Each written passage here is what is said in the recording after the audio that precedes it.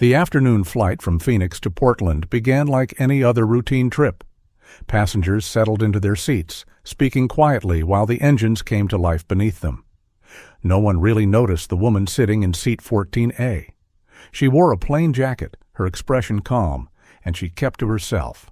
She looked completely ordinary. Maybe someone worn out after a long week, heading home. But she wasn't just another passenger. Years earlier, she had flown fighter jets for her country. Back then, her call sign had been well known in the skies. Now she sat quietly among 162 travelers, watching clouds drift past the window. The world had changed since her last flight. Life had moved her onto a different road. Civilian work, normal days, quiet nights. Still, the pilot inside her had never fully faded away. About an hour into the flight, the calm suddenly shattered.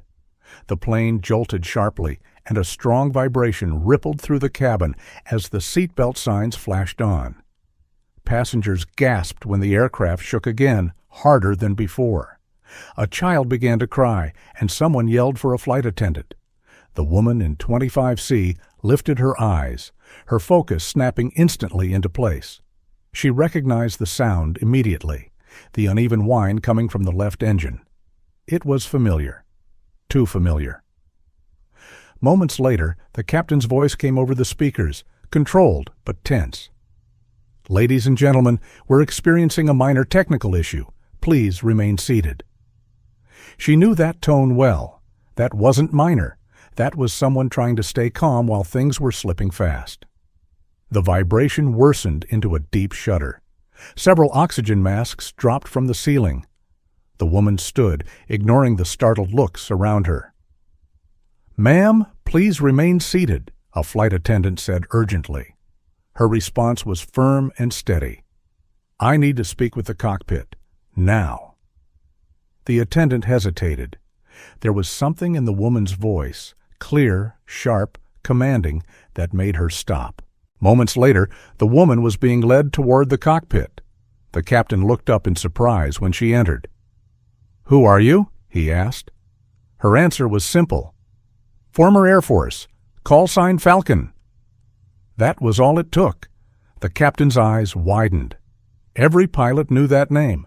She was the one who had once brought a crippled jet home with almost nothing working.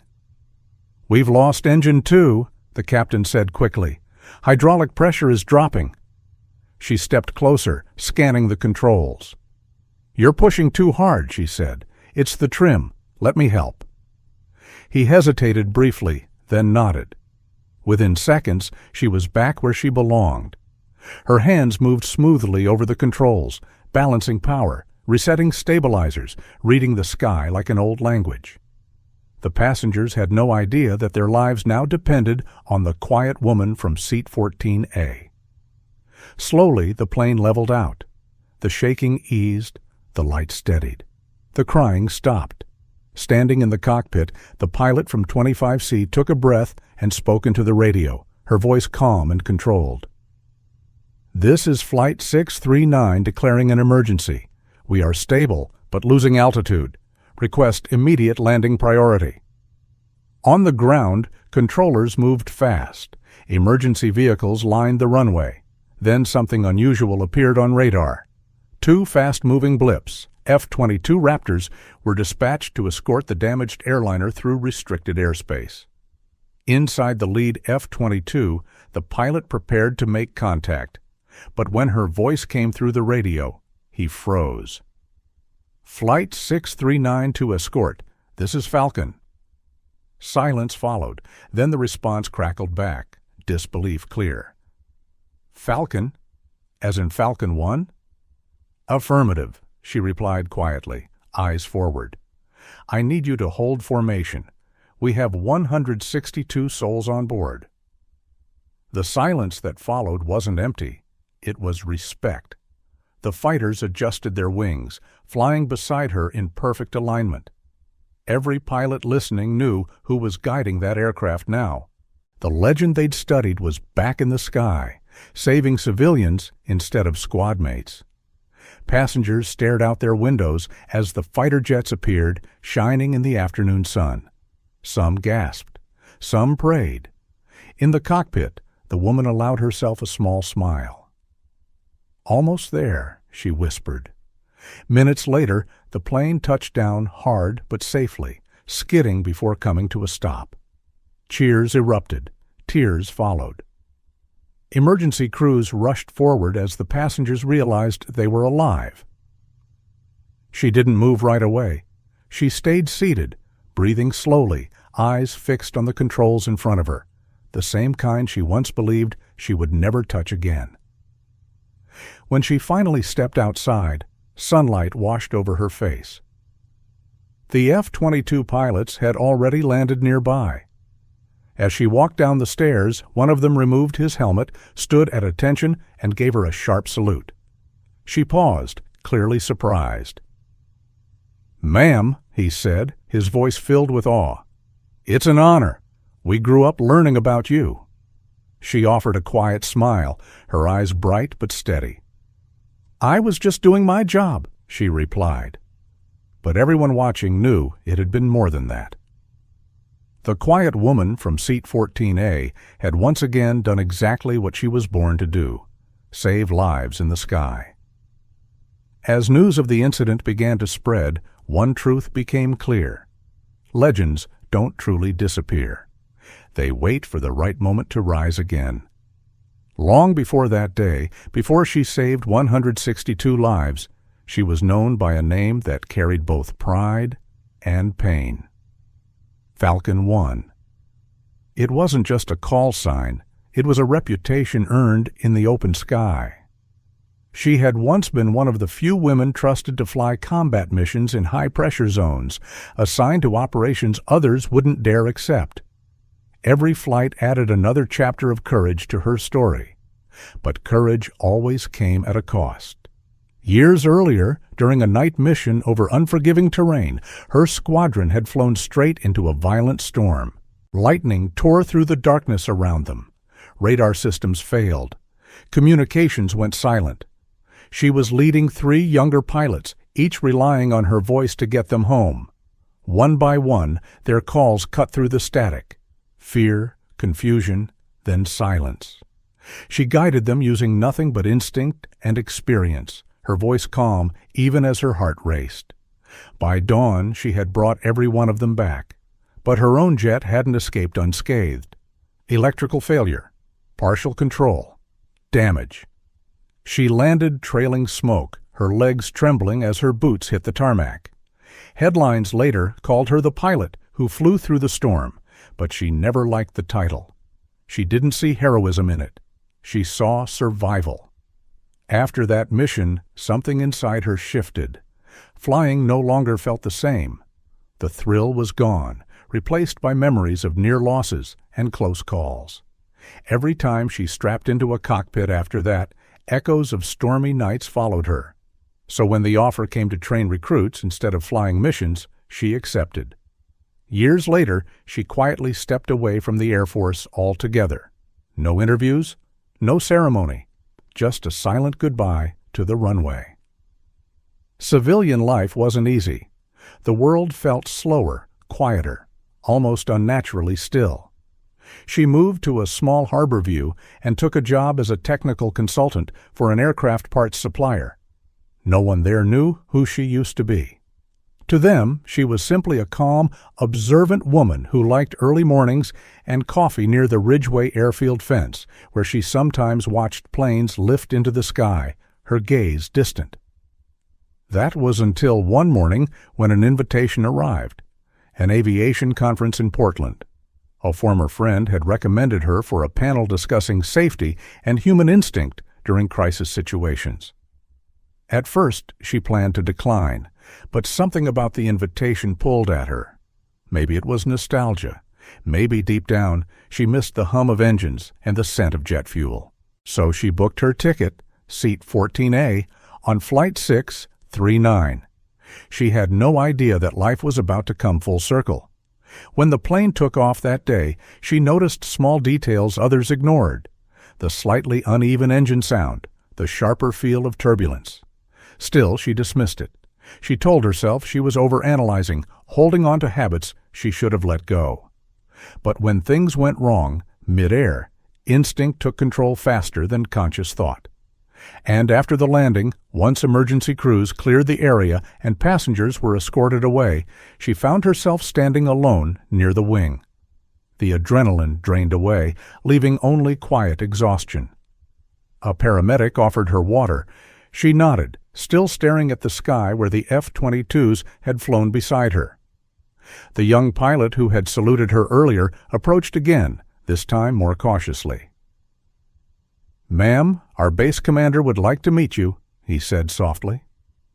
She turned toward him, a tired but gentle smile crossing her face. "I think I've had enough of bases for one lifetime," she replied. But he didn't step away. "Please," he said, "it would mean a lot. They still talk about what you did years ago." Later that evening, she found herself inside a nearby Air Force facility, one she hadn't stepped into in nearly 10 years.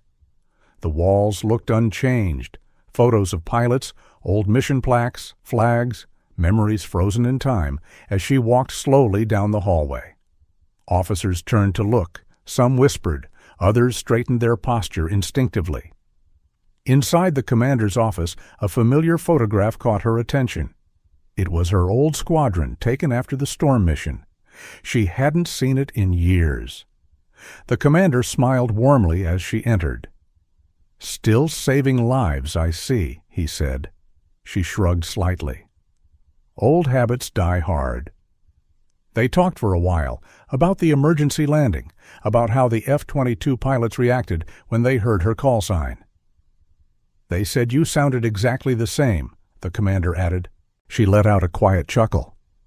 "I guess some things never really change." When she left the base later that night, she paused near the runway. Lights glowed softly in the distance. Aircraft lifted off one by one, their engines roaring like echoes from another life. She closed her eyes for a moment, listening, remembering. For years she had believed her flying days were finished, that she had already done her part. But life had a way of reminding people who they truly are. Maybe she was meant to be in seat 14A that day, not by chance, but by purpose. Maybe it wasn't about returning to the sky. Maybe it was about never forgetting what the sky had taught her. Stay calm, stay sharp, and trust yourself no matter how violent the storm becomes. That night, alone in her quiet hotel room, she opened her old flight logbook, the one she always carried, tucked away on the last page. Beneath all her past missions, she wrote a single new line. Flight 639, Civilian Rescue, 162 souls. Sky never forgets. She closed the book gently, set it on the bedside table, and smiled faintly. By morning, the story would spread everywhere. But tonight, she was just the same quiet woman who had once stared out of a window seat and found herself back where she belonged, in the story of the sky. The next morning, headlines stopped people mid-scroll. Woman helps land passenger jet safely. F-22 pilots salute her on runway. No one knew her name yet. Only the call sign had spread like wildfire. Falcon. News anchors replayed shaky phone videos from passengers, fighter jets flying alongside the aircraft, emergency lights flashing, and a calm female voice over the intercom telling everyone to remain seated. The story was everywhere, from morning shows to aviation podcasts. People wanted to know who the woman in seat 14A was, but she wanted no attention. She had left Portland quietly, boarding an early flight home before cameras could track her down. While reporters crowded the airport, she was already driving along a quiet coastal road. Her phone was switched off. The world might have been talking about her, but she had no desire to become a headline again. Still, news always finds its way. By the time she reached home, local police had already fielded calls from journalists asking for her address. Even her former commander had tried to reach her. She sat by the window of her small house, tea in hand, watching waves crash against the shore. For the first time in years, she felt both recognized and lost all at once. Later that afternoon, her doorbell rang. It wasn't a reporter. The knock was soft, hesitant, respectful. When she opened the door, a man stood there holding a small bouquet of flowers, a young child hiding shyly behind him. "Are you the pilot from Flight 639?" he asked quietly. She paused, then nodded. He smiled nervously. "I was in seat 18. My daughter was with me. I just wanted to say thank you." The little girl peeked out, holding a drawing, a crayon sketch of a plane with two small jets flying beside it. Written above in uneven letters were the words, "Thank you for saving us." For a long moment she couldn't speak. She knelt down, carefully took the drawing, and smiled. "That's beautiful," she said. The man's voice trembled. "You didn't just save us, ma'am. You saved families. You gave us another tomorrow." After they left, she sat quietly on the couch, the drawing still in her hands. The house was silent, except for the steady sound of the sea outside. For the first time since the landing, tears finally slipped down her cheeks. They weren't tears of fear or attention, but of relief, of realizing that in one impossible moment, everything she had trained for had found its purpose again. That evening, her phone rang once more, this time from a number she couldn't ignore. It was the Air Force Public Affairs Office. "Ma'am," the officer said gently, "there will be a press statement. We wanted to offer you the option to remain anonymous, but the pilots you flew with yesterday would like to honor you publicly." She exhaled quietly. "It's been a long time since I wanted recognition."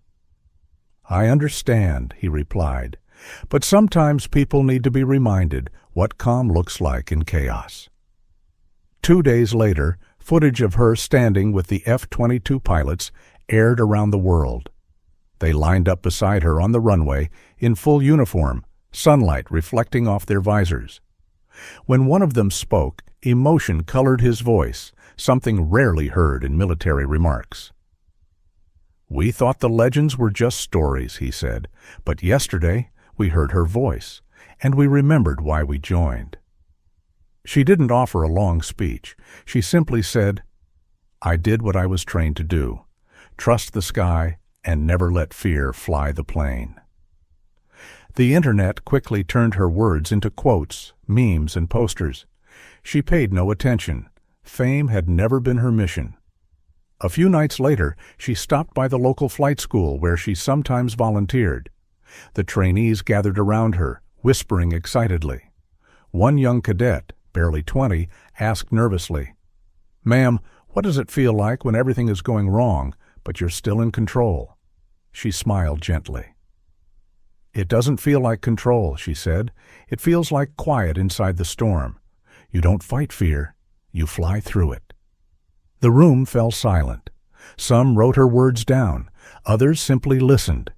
She saw the spark in their eyes, the same one she once carried. And for the first time in years, she felt that maybe her story could be more than survival. Maybe it could inspire. That night, she walked along the beach again, watching stars shimmer across the water. She thought about every flight she'd taken, every storm she'd endured, every life she'd crossed paths with in the sky and on the ground. The sky had always been her teacher, unforgiving but honest. And as the waves whispered like distant radio static, she understood something new. Maybe heroes aren't shaped by battles or uniforms. Maybe they're simply people who refuse to freeze when others can't move. She smiled faintly toward the horizon, where darkness met light. Somewhere above, she imagined the F-22 pilots cutting through the air again. Young, focused, ready. And she knew they wouldn't remember her as a myth, but as proof that even in silence, courage still speaks. The next day, she would return to her ordinary job, back to systems, parts, and checklists. But deep down, she finally understood. You can leave the cockpit, but you never truly stop flying. For days, her phone buzzed nonstop. News outlets, podcasts, talk shows, they all wanted her story. The hero pilot in seat 14A, Falcon returns, the woman who outsmarted the sky. Title she never asked for. She turned her phone off again. Fame felt heavier than turbulence. She wasn't used to being seen like this, not as a person, but as a symbol, and symbols don't get to rest. Her quiet harbor view became a low-key destination for reporters, parked near her gate, waiting. Some neighbors were proud, others were confused. To them, she had always been the woman who fixed engines and read books at the Pier Cafe. Now she was suddenly the woman who had saved a plane full of people. But she didn't feel like a hero. She felt exhausted. She had spent years trying to blend into a normal life, and now that life was slipping away again. Then an invitation arrived from Air Force headquarters, a formal ceremony.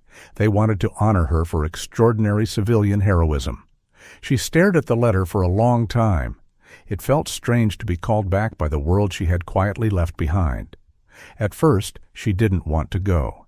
She told herself the chapter was already closed. But as she sat on her porch one evening, watching the sun sink into the sea, she remembered something her old commander had once told her. "You don't leave the sky," he had told her once. "You only change altitudes." So a week later, she found herself standing in front of a hangar again, the kind that still smelled of oil, metal, and old memories. Inside, hundreds of officers, cadets, and journalists waited. When she stepped in, the room rose in silence. She wasn't wearing a uniform anymore, yet somehow she looked exactly where she belonged. The ceremony was modest, but heartfelt. The commander, older now, his voice carrying both pride and memory, spoke first. "Some people fly machines," he said. "Others fly on instinct, but very few fly with heart, and she has done that every time." When it was her turn, she took a slow breath. The hangar went completely still. Cameras focused on her, but she paid them no mind. "I didn't save that plane alone," she said softly. "The pilots, the crew, the F-22s, we all did our part. That's what flying teaches you. It's never about one person. It's about trust." She paused, looking out over the faces in front of her. Many were young, too young to remember the storm she'd flown through years earlier. "You'll face days when the sky turns against you," she continued, "when everything shakes and you lose sight of the horizon. In those moments, don't think about medals or records. Think about the people counting on you. That's what steadies your hands." Applause filled the hangar, not loud or wild, but warm and lasting. For the first time, she didn't feel uneasy hearing it. She felt at peace. After the ceremony, a reporter approached carefully. "Ma'am, everyone wants to know, why did you leave the Air Force at your peak?" She smiled faintly. "Because I needed to remember who I was without the uniform. Sometimes you can only find balance when you step away from the noise." Within hours, the quote spread everywhere. People called her humble, wise, mysterious. She didn't see herself that way. Later that night, alone in her hotel room, she pulled back the curtains and looked out at the runway lights. She thought of her first solo flight, how nervous she'd been, how the ground had fallen away beneath her, and how she'd learned that the sky doesn't accept arrogance, only discipline. Her reflection in the glass looked older now, softer, steadier, and that felt right. She had lived long enough to understand that real strength isn't found in roaring engines, but in calm choices. The next morning, as she checked out, the young clerk behind the desk looked up shyly. "Ma'am, I saw your interview," he said. "My brother's training to be a pilot. He wants to fly like you one day." She smiled, sliding the key across the counter. "Tell him to fly like himself. The sky respects honesty more than imitation." Outside, the air was crisp. She pulled her jacket closer and looked up. A single jet cut across the clouds, leaving a thin, white line that slowly disappeared. She followed it with her eyes and smiled. She didn't need to be Falcon One anymore. The world could keep the name. All she wanted now was a quiet life, knowing that when the sky had called her again, she answered with everything she had. That evening, she returned to her small town. The sea breeze welcomed her like an old friend. She placed the medal the Air Force had given her on a shelf right beside the child's crayon drawing that read, "Thank you for saving us." That, she knew, was the true honor. Not the medal, not the cameras, but the reminder that sometimes courage finds you even when you believe you've left it behind. As night settled in, she stood by the window once more. Somewhere far above, unseen aircraft crossed paths in the dark. She closed her eyes, hearing faint echoes, radio chatter, engines roaring, her own calm voice saying, "We've got this."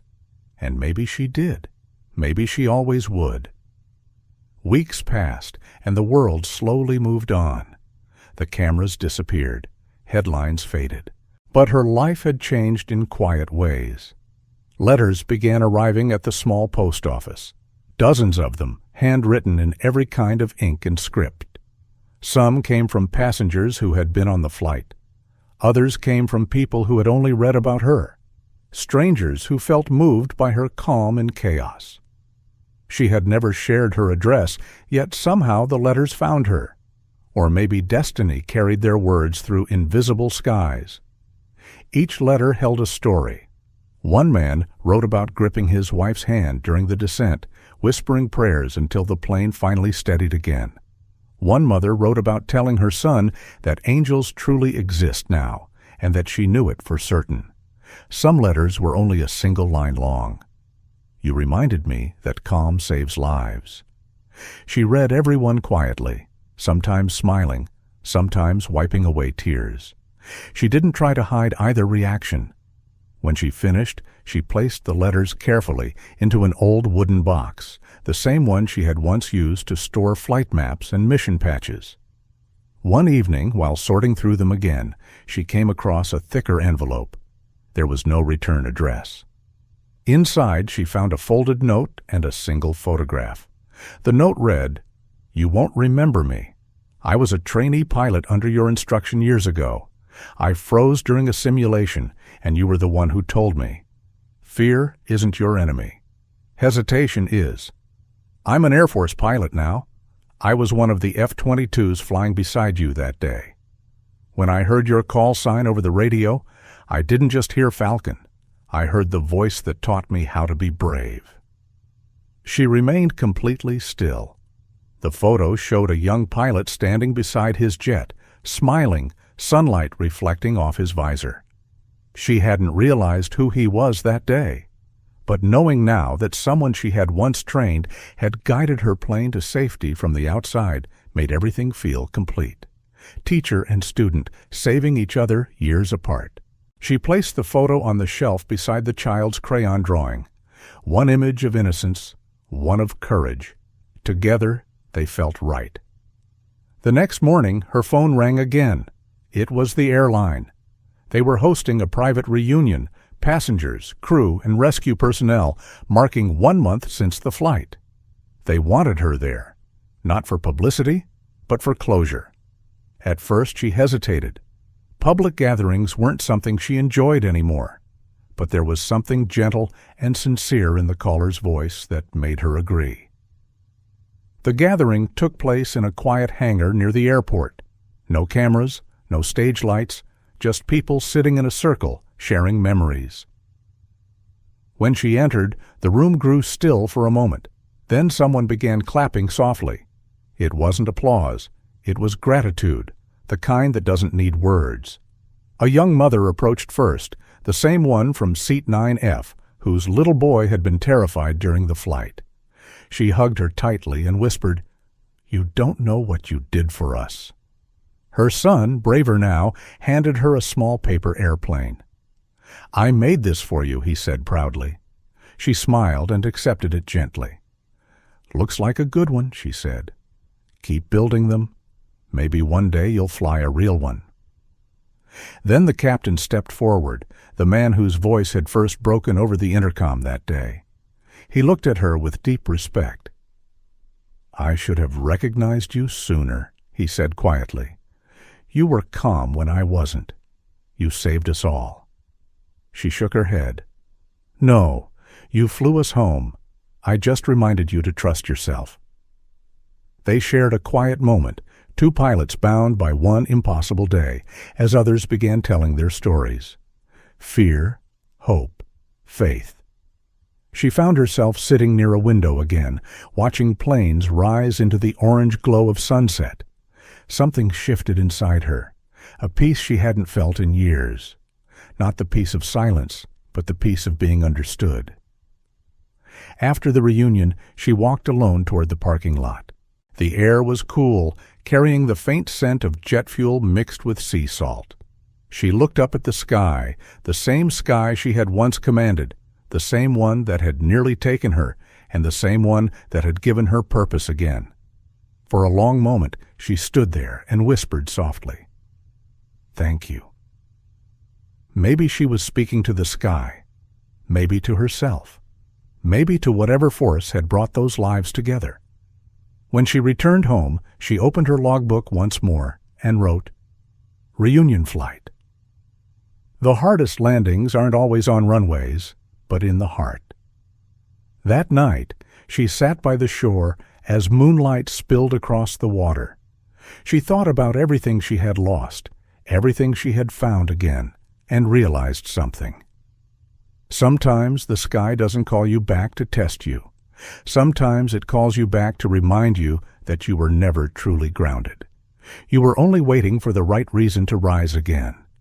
And as she sat beneath the stars, a quiet smile formed. Because deep down, she knew that even if she never flew another plane, the sky would always know her name. Months had passed since that day in the air, and the world had slowly stopped saying her name on television. The noise had faded, but something new had started. Quiet conversations spread through aviation schools, training bases, and classrooms. Cadets now studied her story not only as a lesson in flying, but in calm, presence, and courage. Instructors would say, when chaos hits, remember the woman in seat 14A. She never meant to become anyone's lesson. And yet, one morning, another letter arrived, again marked with the Air Force emblem. She sighed, assuming it was just another formality, another ceremony, another invitation. But this letter was different. It came from the new commander of the Air Cadet Training Program, a woman in her early 30s who had once watched Falcon One's missions on grainy online videos as a teenager. The message was brief but powerful. "We are rebuilding the Advanced Response Training Wing, a school focused on crisis management and emergency leadership. It was inspired by what you did that day. We would be honored if you would lead the first course." She read it once, then again, then a third time. She hadn't set foot in a flight school in years. The thought of teaching again, standing before bright, determined faces, seeing reflections of her younger self, both comforted and unsettled her. For days she wrestled with the decision. Part of her wanted to remain where life was quiet, near the sea, far from attention, but another part, the one that never stopped listening to the sky, whispered that maybe this was how her story was meant to continue. Not as a pilot, not as a hero, but as a guide.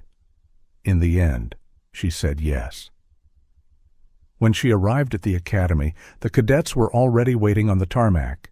Standing in two perfect lines, they knew her photo, her name, her history from books and articles. But none of that prepared them for her presence. She didn't look like a legend. She looked human.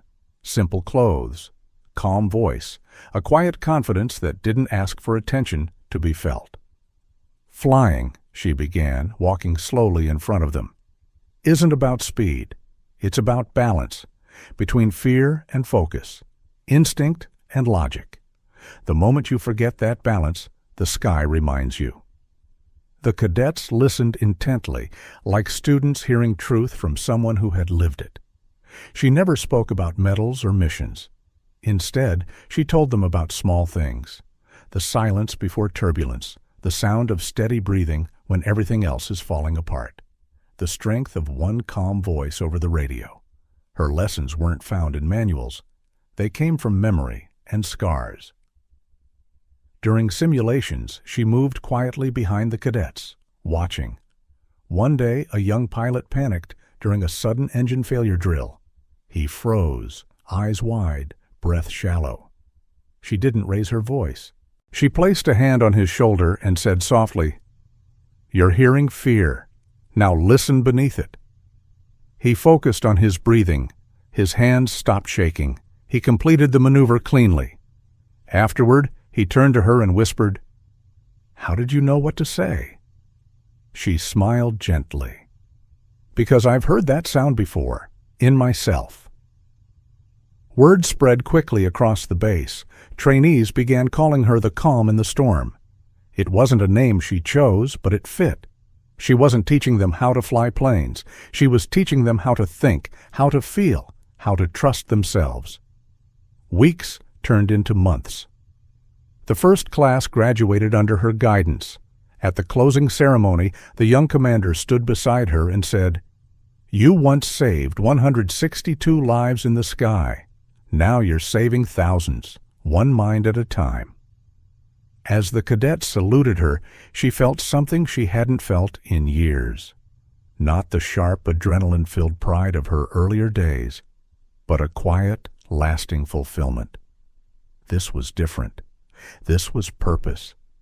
That evening, she remained alone in the hangar long after everyone had gone.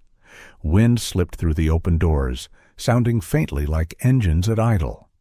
She walked up to one of the training jets, rested her hand on the cool metal, and whispered, "It's good to be back."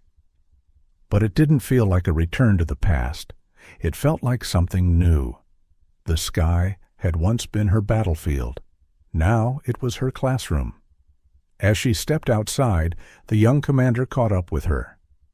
"We were thinking of naming the new training module after you," she said hesitantly. "The Falcon Protocol. It focuses on crisis response through instinct and empathy." She laughed softly and shook her head. "You don't need my name on it. Just teach them to stay human when the sky gets loud." That night, as she walked back toward her quarters, moonlight reflected off a long row of parked aircraft. Each one seemed to shimmer, like a memory waiting to take flight. She stopped, looked up, and for the first time in a long while, whispered quietly, "Maybe this was what the sky had wanted all along." She smiled, understanding that her story was no longer about surviving the storm. It was about teaching others how to fly through it. And somewhere high above in the upper atmosphere, another journey was already beginning. A new flight was lifting off. A new pilot was hearing her voice through a headset, learning to steady their breathing when the world started to shake. The legacy of Seat 14A had risen again, not as a headline, but as a heartbeat carried on the wind. Years passed quietly. The world kept moving forward, and the woman once known as Falcon One grew older, though the quiet fire inside her never faded. She shaped her life into something steady, not grand, not loud, but deeply meaningful. Every morning began with the sound of the ocean, salt and memory drifting through her open window. At the academy, her students had scattered across the skies. Some flew fighters, some commercial airliners, others drones or rescue helicopters. And every so often, a message would reach her.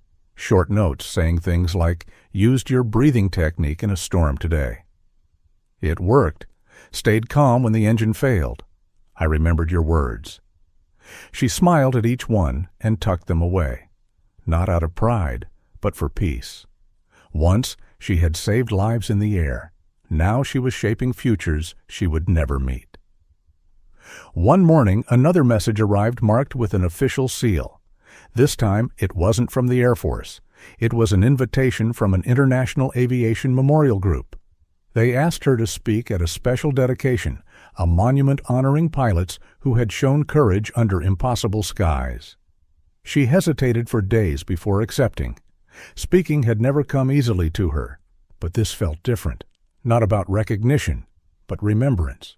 When she arrived, the memorial stood in an open field near an airstrip, a tall structure of brushed steel shaped like a wing, reflecting sunlight and quiet waves of air. Engraved at its base were the words, "To those who trusted the sky and gave others reason to." People from many countries had gathered, pilots, engineers, families. Some had come just to see her. But when it was her turn, she ignored the prepared notes and stepped to the microphone, speaking from the heart. "I used to think courage meant never being afraid," she began, her voice calm and steady. "But the truth is, courage is what happens when fear shows up, and you fly anyway.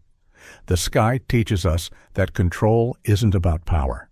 It's about trust. Trust in your team, your instincts, your training, and sometimes in miracles." The crowd remained silent, listening. She paused, looked up at the open blue above them, and smiled. "Every time we take off, we accept that we might not return, but every safe landing, every life we bring home, is proof that faith still has wings." When she stepped back, the applause was gentle but enduring. A few young pilots wiped their eyes. High above, a single white trail cut across the sky, a jet passing overhead as if saluting. After the ceremony, she walked alone through the field, hands tucked into her pockets. The sunlight felt warm on her face. Grass moved softly in the breeze, whispering like distant engines.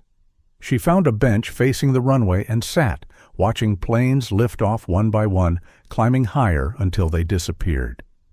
She thought about everything that had brought her there, the storms, the rescues, the long, quiet spaces in between. For years, she had carried her story like a secret. Now, it felt lighter. That evening, she returned to her coastal home. On her desk sat the wooden box filled with letters, drawings, and old photographs, her quiet archive of gratitude and memory. She opened it one last time, brushing her fingers over the note from the F-22 pilot who had once been her student. Then she picked up her flight logbook, old and worn, its pages yellowed with time. There was only one line left at the bottom of the final page. She took a pen and wrote carefully, "Final entry, sky at peace. So am I." She set the pen down, closed the logbook gently, and looked out toward the sea. The sunset painted the horizon in shades of gold and violet, the same colors she used to chase at 30,000 feet.